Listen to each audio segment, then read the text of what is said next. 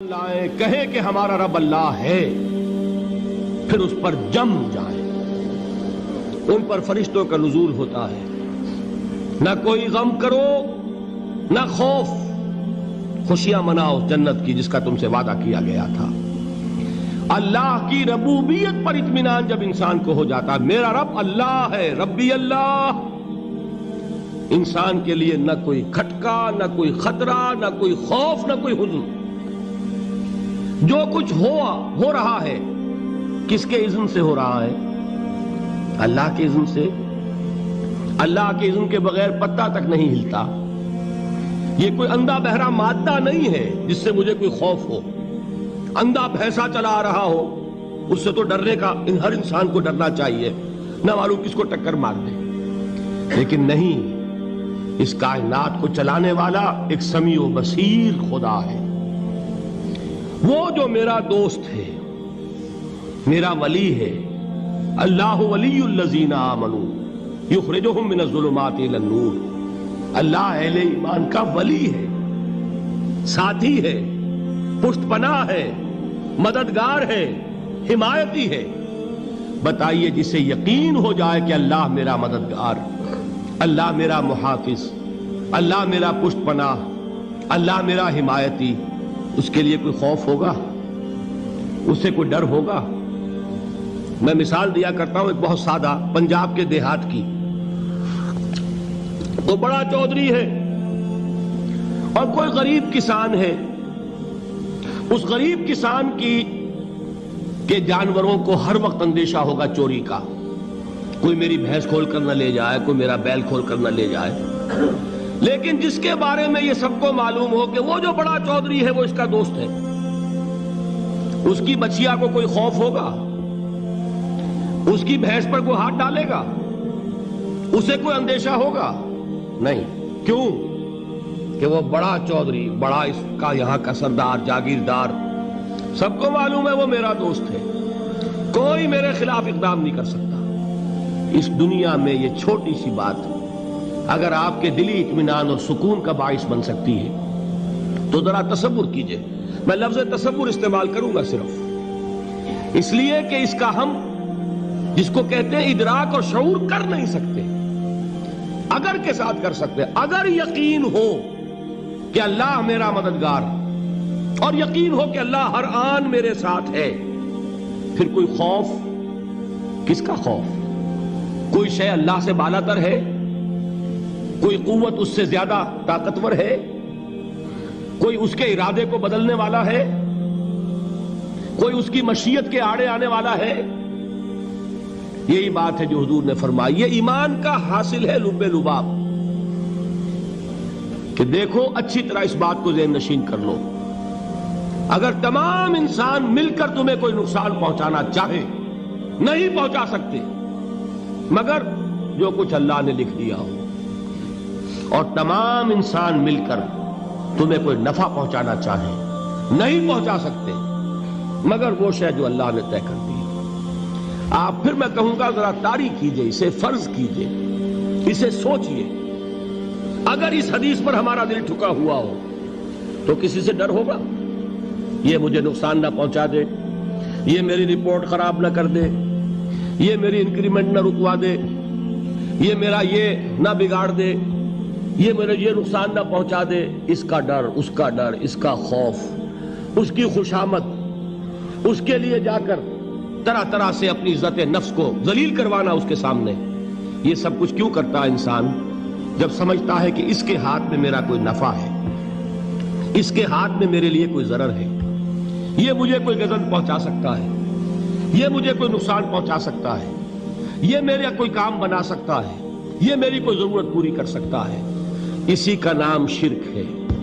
جہاں آپ نے یہ سمجھا کہ غیر اللہ کے اندر کوئی طاقت موجود ہے وہی شرک ہے۔ بتوں سے تجھ کو امیدیں، خدا سے نومیدی، مجھے بتا تو صحیح اور کافری کیا ہے؟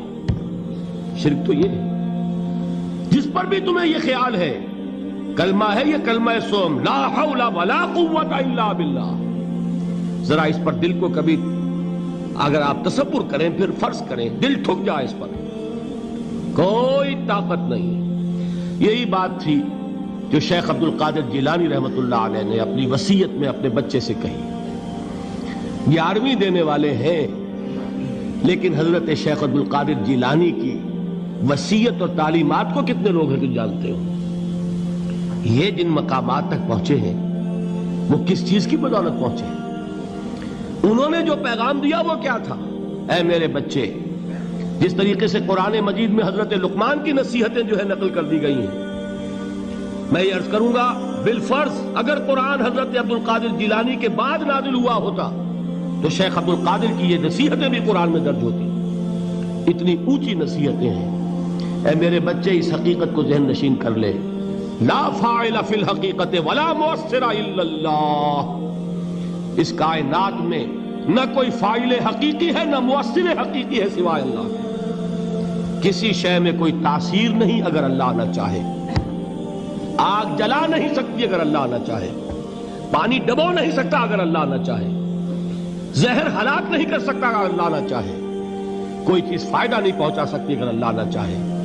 تو در در پہ کیوں سر جھکاتے ہو؟ در در پر کیوں جبیں سائی کرتے ہو؟ سب کے سامنے کیوں ہاتھ پھیلاتے ہو؟ ایک اللہ سے مانگو. ایک اللہ کے سامنے زمین پر اپنی جبین رکھو.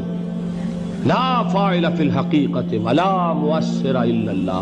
نظر آتا ہے ہمیں کہ پانی پیاس بجھا دیتا ہے. پیاس بجھانے کی صلاحیت پانی میں نہیں ہے، اللہ کے اذن سے. کھانا بھوک مٹا دیتا ہے.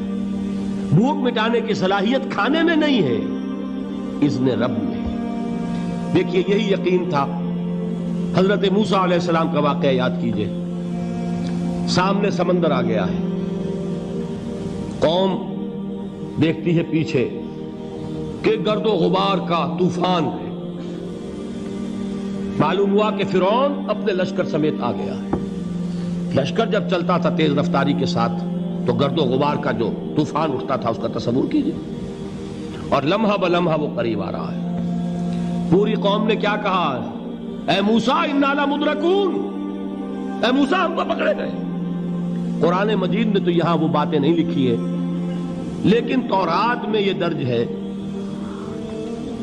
کہ بنی اسرائیل جھگڑنے لگے، دست و گریبان ہو گئے موسیٰ کے ساتھ. موسیٰ ہمیں یہاں مروایا لا کر، اس سے تو ہم ہی بہتر تھے. وہاں کھانے کو ملتا تھا، زندگی تو تھی. بیگار ہم کر رہے تھے، موت تو نہیں تھی. اب جو کچھ ہوگا اس کا تصور کرو، جس طریقے سے ہمارے ٹکڑے اڑائے جائیں گے. تو لڑ رہے ہیں حضرت موسیٰ علیہ السلام سے. یہ تورات کی تفصیل ہے. قرآن میں صرف اتنا آیا ہے، پریشان ہو کر انہوں نے کہا انا لمدرکون. موسیٰ ہم تو پکڑے گئے. اس وقت موسیٰ کا جواب کیا ہے؟ کلا ان معی ربی سیہدین. نہیں، میرے ساتھ میرا رب ہے، وہ راستہ دے گا. بتائیے کہاں راستہ نظر آ رہا ہے؟ یہ ہے ایمان بالغیب. راستہ نظر نہ آئے تب اللہ پر یقین ایمان ہے. جیب میں پیسے ہوں اور تب دل کو اطمینان ہے تو ایمان کس پر ہوا؟ پیسے پر، اللہ پر نہیں. جب وسائل و ذرائع نہ ہو اور پھر یقین ہو کہ اللہ مسبب الاسباب ہے، وہ اسباب کا پابند نہیں ہے، وہ اسباب کا محتاج نہیں ہے، اسباب اس کے محتاج ہے. اگر یہ یقین ہے تو اللہ پر ایمان ہے. یہ نہیں ہے تو تمہارا ایمان اسباب پر ہے، وسائل پر ہے، ذرائع پر ہے، مادیات پر ہے، اللہ پر نہیں. اس وقت کہاں راستہ تھا؟ کوئی راستہ تھا؟ سمندر ہے اور ادھر سے لشکر آ گیا ہے. کلا ان معی ربی سیہدین. اب دیکھیے ایمان کہہ دینا آسان ہے، ہوا معکم اینما کنتم. جہاں کہیں بھی تم ہوتے ہو اللہ تمہارے ساتھ ہوتا ہے. لیکن اس کا یقین قائم ہو جائے تو زمین و آسمان کا فرق واقع ہو جائے.